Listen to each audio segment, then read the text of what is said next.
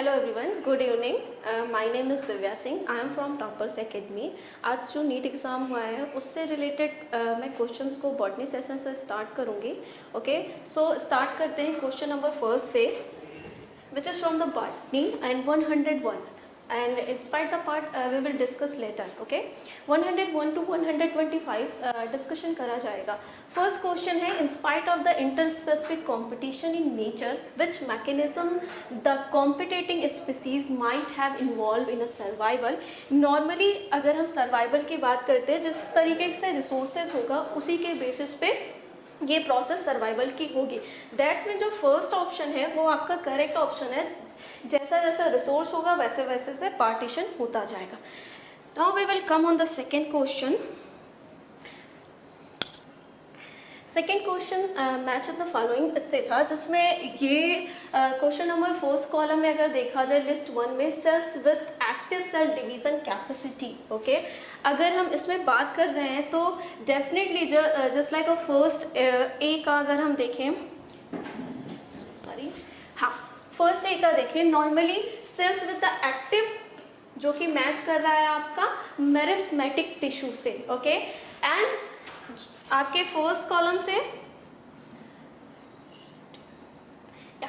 First column से match करने वाला, दैट्स मीन आपका ये ऑप्शन जो देखा जाए ये मैचिंग में आ रहा है। ओके, अब अगेन मैं जाती हूँ द नेक्स्ट वन पे।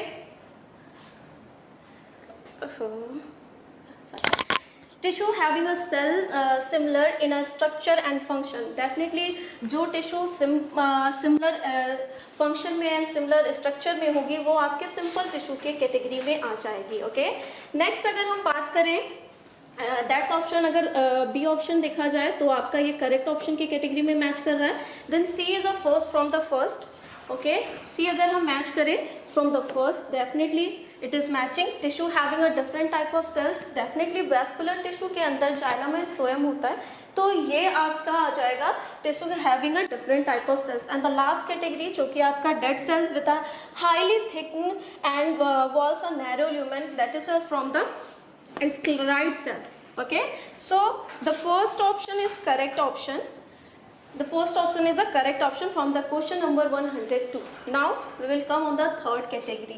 During the purification process for recombinant DNA technology, addition of a chilled ethanol precipitation out. Okay, ये एक टेक्निक है जिसमें हम DNA को सेपरेट करते हैं। तो डेफिनेटली जब हम इथेनॉल को यूज कर रहे हैं तो फॉर द डीएनए सेपरेशन के लिए इस टेक्निक का यूज किया जाएगा। ओके, दैट्स मीन आपका सेकेंड ऑप्शन जो है is the correct option in the second question number 103। Now will go for the next question number 104। Again it is from the match in the followings. Okay, यहाँ पे अगर cohesion की process देखी जाए तो mutual attraction among water molecules, that's mean first जो आपका है मैच कर रहा है सेकेंड कॉलम के साथ। एडिशन की डेफिनेशन में एज हमें पता है कि attraction towards the polar surface which is matching from there.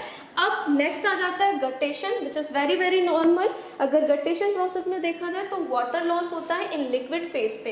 And the C option surface tension अगर हम बात करें which is from the more attraction in a liquid phase. Okay, so matching the column के basis पे अगर answer हमारा देखा जाए तो answer number first is a correct answer. Okay, now come on the next question which is 105. The term used for the transfer of pollen grain from an anther of one plant to stigma of different plant which during pollination brings genetically different type of pollen grains to stigma is a genogamy. It is a branch. Okay, definitely genogamy के अंदर हम discussion करते हैं during the pollination के बारे में। Okay, so आपका first option 105 is a correct option. We'll go for the next one.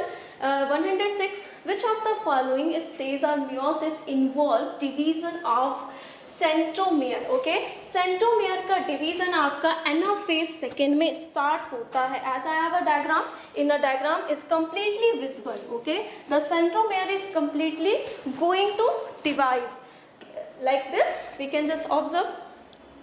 So the third option is a correct option from the 106th question. Now we will come on the next question. Which of the following is the correct sequence of step in polymerase chain reaction? Definitely in case of polymerase reaction हम कुछ steps को follow करते हैं. वो steps है आपका denaturation, annealing and extension. Okay, these are the three steps which are going to involve in case of polymerase chain reaction. So first option is the correct option from the 107 question. As I have added one diagram, in a given diagram we can just observe the denaturation, annealing and extension process. So the 107 question, the question number 107 का answer first आपका correct answer हो जाएगा. Now come on the next. Gamete are present in mostly अगर देखा जाए गेमी के बारे में तो वो आपका some liverworts में present है, but फ्यू केसेस में हम मॉसेस में भी ये चीज़ ऑब्जर्व कर सकते हैं. Next question we will discuss about the production of a gametes by the parents formation of the zygote. The F1 and F2 plant can be understood from a diagram is called. जब भी हमें कोई भी ratio निकालना होता है biology में तो नॉर्मली हम एक पनेट स्क्वायर का यूज़ करते हैं for observing the F1 and F2 generation. It is a very normal technique जहाँ पे हम पनेट स्क्वायर का यूज़ करेंगे. सो क्वेश्चन नंबर 109 का question answer number 3 is the correct answer. We will go for the next. The factor that leads to the founder effect in a population is normally founder effect is it from the genetic drift. Okay, founder effects के बारे में थोड़ा detail में description है जहाँ पे इन्होंने population पे अपना एक ऑब्जर्वेशन दिया था related to the genetic drift. So 110 का क्वेश्चन नंबर का 4 answer is a correct answer. Now we will go for the Genera like Legionella and Salvinia produce two kinds of spore. Okay, अगर कोई भी अगर हम plants की category में बात करते हैं जो प्लांट्स 2 टाइप्स के स्पोर को प्रोड्यूस करते हैं उन प्लांट को हम हेट्रोस्पोरस की कैटेगरी में रखेंगे. ओके, सो क्वेश्चन नंबर 111 का answer number 4 is a correct answer. We will go for the next. Plants are following different pathways in response to environment or phase of life to form a different kind of structure. This ability is called. Okay, अगर यहाँ पे ability में observation किया जाए तो elasticity no, flexibility no, maturity no. There is only one option. अगर third answer पे हम focus करें that is the plasticity. Okay, so आपका 112 का third answer is a correct answer. Which of the following are not a secondary metabolites in plant? Normally हम देख सकते हैं rubber gums, morphine, codeine, these are secondary metabolites. Only जब भी हम discussion करते हैं प्रोटीन की वहाँ पे हम अमाइनो एसिड के बारे में डिस्कशन करते हैं. whereas ग्लूकोज की जब हम बात कर रहे हैं तो ग्लूकोज तो एक आपको पता है डाइजेशन की प्रोसेस से नॉर्मली जब भी फूड का ब्रेक डाउन होता है तो जिस स्मॉलेस्ट पार्टिकल को हम एब्जॉर्ब करते हैं in a small intestine region में वो ग्लूकोज है. तो नॉर्मली ग्लूकोज अगर सेकेंडरी मेटाबोलाइट हो जाता तो हमें एनर्जी कहाँ से मिलती. That's why the second 130 question का second number answer is correct because amino acid are a very important part of our body. Okay, so that's why amino acid and glucose are not a secondary metabolite because they are going to play a very important role in our body. The next question, yeah, complete the flow chart on the central dogma. They have given a flow chart. Okay, normally central dogma is a process जहाँ पे हम discussion करते हैं replication, transcription, translation and then finally हमें protein मिल जाता है. तो वो ऑप्शन हम कहाँ पे फाइंड कर सकते हैं? थर्ड ऑप्शन पे. ओके, जहाँ पे आपको नॉर्मली दिख रहा है रेप्लिकेशन के थ्रू डीएनए अपनी कॉपी फॉर्म करेगा, देन ये ट्रांसक्राइब्ड होके एमआरएनए को फॉर्म करेगा. After the mRNA formation they will definitely read that codon. Okay, और जब वो कोडान को रीड करेंगे सो ट्रांसलेशन की प्रोसेस कंप्लीट होगी and you will definitely find a protein. So the question number 114 का थर्ड ऑप्शन जो है वो करेक्ट ऑप्शन है. Go for the next one. Question number 150. When the centromere is situated in the middle of two equal arm of chromosome. Normally questions में इन्होंने completely ये चीज़ दे दी है कि जो आर्म्स हैं वो इक्वल होंगे और जब भी आर्म्स इक्वल होंगे तो सेंट्रोमेयर आपका सेंटर में प्रेजेंट होगा. If the centromere are found on the center, so these type of chromosome are known as metacentric chromosome. As if we are talking about the other ones, so the diagram I have, this is as I have told you about that metacentric chromosome, the centromere on the center. In submetacentric, little bit the above size, okay, and in the sacrocenter, little bit the more above size, where the upper arm is lower, upper arm is half, okay, and the lower arm is long, and telocentric, the centromere on the top. So the question number 115 का आपका first option is a correct option because the metacentric chromosome में जो centromere है वो centre में होगा. Now DNA stand on a gel stand with the ethidium bromide when viewed under the ultraviolet radiation appearing. DNA technique है, definitely इस technique में हम यूज़ करते हैं इथीडियम ब्रोमाइड से हम उसे स्टैंड कर देते हैं और जब अल्ट्रावायलेट के सामने हम उसे ले जाएंगे तो यहाँ पे जो हमें कलर ऑब्जर्व होता है वो ब्राइट ऑरेंज ब्रांड के फॉर्म में ऑब्जर्व होगा. ओके, सो 160 का आपका second number, the second option is a correct option. Go for the 170. The site of precipitation of a light in a plant during a photoperiodism is.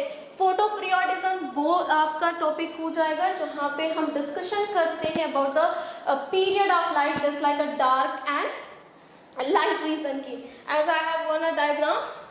In a diagram just we can observe जब भी photoperiodism की process होगी तो leaf पे क्या होगा, light पड़ेगी और अगर लीफ पे लाइट पड़ रही है वहाँ पे अगर ये डार्क पे डिपेंडेंट है तो आप पीआर को देखोगे, अगर लाइट पे डिपेंडेंट है पीएफआर. सो ये चेंजेस जो हो रहा है हमें डार्क और लाइट का जो इफेक्ट दिख रहा है बेसिकली ये लीफ रीजन पे दिख रहा है.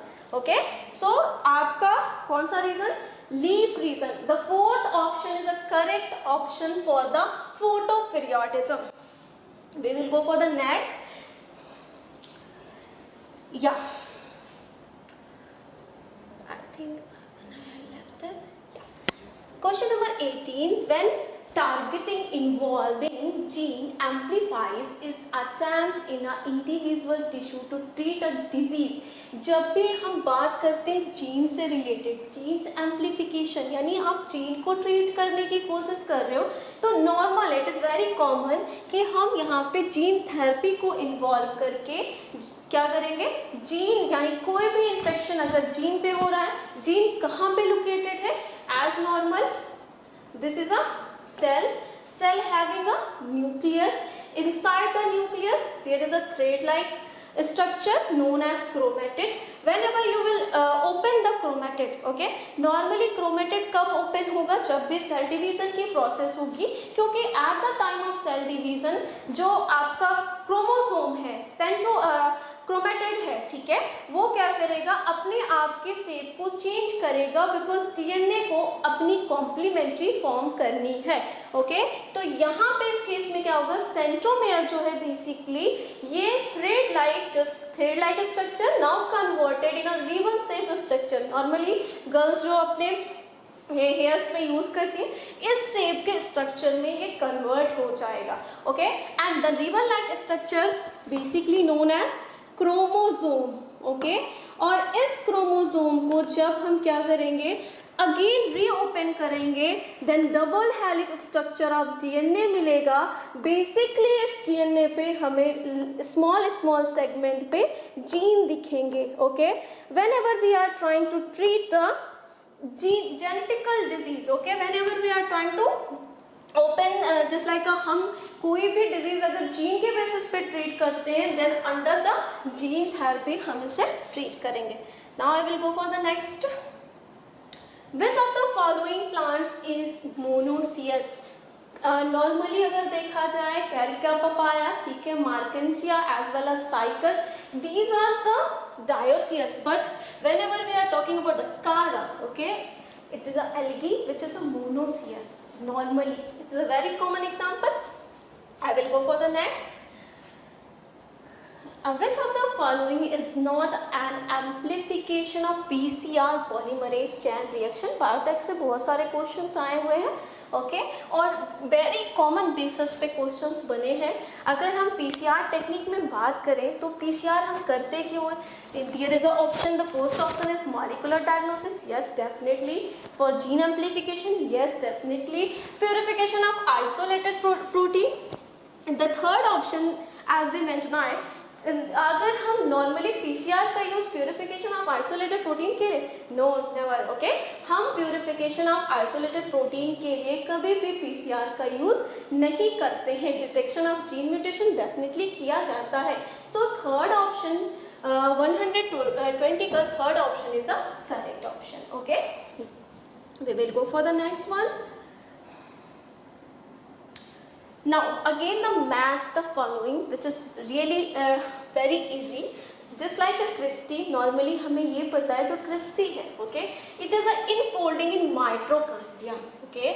अगर मैं यहाँ पे मैच कर दूँ तो definitely it is a infolding of mitochondria known as a Christie. Whenever we are talking about a thylakoid, so definitely thylakoid is a region where the photosynthesis is going to take place, okay. और photosynthesis की बात कर रहे हैं तो chloroplast है और उन्होंने ऑप्शन में ऐसा क्लोरोप्लास्ट मेंशन नहीं किया, but we know very well the chloroplast is a part of the plastids, okay. So thylakoid is matched from the plastid. Whenever we are talking about the centromere, we have already discussed about the centromere. Primary construction in the chromosome is known as centromere. They are talking again the cisternae. Cisternae कहाँ से है? Disc shaped in a Golgi apparatus known as a cisternae. Okay, so the option is third option. अगर आप match करोगे तो definitely ये option third option से आपके करेक्ट ऑप्शन की कैटेगरी में आ जाएंगे. Okay we will go for the next. या Didelphys stamen are found in Didelphys where the stamen and filaments, okay, getting fused known as Didelphys, okay. और basically ये condition हम देखते हैं पी में, पी प्लांट में normally. So from 122 the third option is the correct option. Okay, we will go for the next slide. As I have added one image in a Didelphys stamen, we can just observe the structure of the filament and stamen is getting fused. Okay, the next again the match the following. Okay, whenever we they are just giving about the match in the following. Normally just जो चीज़ हमें पता है उस पर हमें पहले focus करना चाहिए. Protoplasmic fusion. अगर हम प्रोटोप्लाज्मिक फ्यूजन की बात कर रहे हैं तो known as pomato. First option हमें करेक्ट मिल गया. Plant tissue culture, okay plant tissue culture यानी ऐसा सेल जिसके अंदर कैपेबिलिटी होती है डिवीजन की, उसे हम रखेंगे 2T पोटेंसी में. ओके तो आपका फर्स्ट के साथ आपने कॉलम मैच कर दिया. सेकेंड वन बी के साथ अगर हम बात करें 2T पोटेंसी. अगर मेरिस्मेटिक कल्चर की हम बात कर रहे हैं तो डेफिनेटली हम वायरस फ्री प्लांट बनाने के लिए कर रहे हैं. और वेयर एज माइक्रो प्रोपेगेशन की हम बात करें तो सम एक्लोन्स बनाने के लिए यूज करेंगे. तो आपका जो ऑप्शन है मैच करोगे तो 123 का 2 ऑप्शन है correct option. Okay guys, now we will go for the next slide, that is the 124. Anomalism can be represent as, okay, बहुत सारे हमने म्यूटलिज्म बहुत सारे हमने इसमें प्रोसेस पढ़ी है, जिसमें से अगर आपका ऑप्शन देखा जाए स्पीसीज यानी फर्स्ट ऑप्शन पे फोकस करें. स्पीसीज ए है जिसे क्या हो रहा है, हार्म हो रहा है, ठीक है. वेयर इस स्पीसीज बी जो है उसे कोई भी इफेक्ट नहीं पड़ रहा है. जैसे आपने एक नॉर्मल सा प्रोसेस पढ़ा होगा अलेक्जेंडर फ्लेमिंग के बारे में, जहाँ पे उन्होंने क्या किया, पेनिसिलिन की डिस्कवरी की थी. वो चांस डिस्कवरी में था भले, लेकिन पेनिसिलिन कर क्या रहा था, वो क्या कर रहा था, डेफिनेटली वो ग्रोथ तो बैक्टीरिया की करा के गए थे एक पेट्री डिश में, ओके. लेकिन जब वो ग्रोथ ये चीज़ कल्चर करके गया था बैक्टीरिया का, तो आफ्टर अ फ्यू डेज वो आए थे, यानी उसको ऐसा ही छोड़ गए थे. लेकिन जब वो रिटर्न हुए उन्होंने देखा कि ये ग्रोथ जो है वो किसी के थ्रू क्या हो गई है, डेफिनेटली स्टॉक की जा रही है, ओके। अगर ये किसी के थ्रू स्टॉक की जा रही है, उन्होंने ऑब्जर्व किया, तो that is a penicillin, it is a fungus. और यहाँ पे पेनिसिलिन को कोई फायदा नहीं हो रहा इसकी ग्रोथ को स्टॉप करके, यानी उसके ऊपर कोई इफेक्ट नहीं पड़ रहा है, लेकिन जो बैक्टीरिया की ग्रोथ है वो डेफिनेटली इन्फेक्टेड हो रही है। सो एमेलिज्म में अगर हम बात करें, यहाँ पे जो स्पीसीज ए है उसको लॉस होगा और स्पीसीज बी को कोई भी इफेक्ट नहीं पड़ेगा। आपका ऑप्शन 124 का first option is a correct option, okay. We will go for the next. या which of the following is an incorrect statement. अगर हम इस स्टेटमेंट को कंप्लीटली रीड करें, mature sieve tube element possess a conspicuous nucleus and usually a cytoplasmic organelle. First ही option हमें wrong option मिल गया। Why? because there is not a concipious nucleus and there is no usual cytoplasmic organelles because they are getting lost these organelles, okay। तो first ही option हमें incorrect मिला, but we will read other ones। microbes are present both in plants and animals, definitely they are present, okay।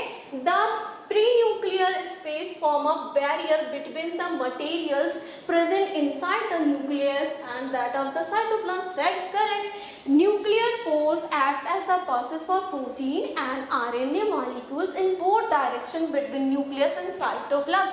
Yes, nucleus में space होता है जिसकी वजह से हमने अभी जो डिस्कशन किया था ना, ट्रांसक्रिप्शन ट्रांसलेशन, mRNA का फॉर्मेशन होगा न्यूक्लियस में। अगर पोर नहीं होगा तो mRNA मूव नहीं कर पाएगा। That is why the incorrect option is the first, okay, which is from the 125 question। So guys, remaining part we will discuss later, okay। We have completed the one from 101 to 125, okay।